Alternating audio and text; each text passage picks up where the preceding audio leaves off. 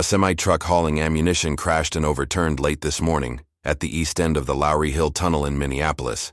It happened just before 11 a.m. in the westbound lanes, when the driver struck a tunnel wall and overturned. DOT closed the interstate in both directions between Interstate 394 and Interstate 35W to allow for cleanup and recovery. As of around 12:30, crews remained on scene working to secure the load and remove debris from the roadway. The trailer was carrying ammunition, and a hazmat team was called to assist with the spill. The early 30s male driver was evaluated by paramedics and had some abrasions but no serious injuries, according to radio dispatches.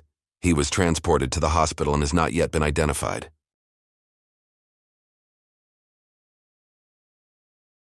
DOT closed the interstate in both directions between Interstate 394 and Interstate 35W to allow for cleanup and recovery.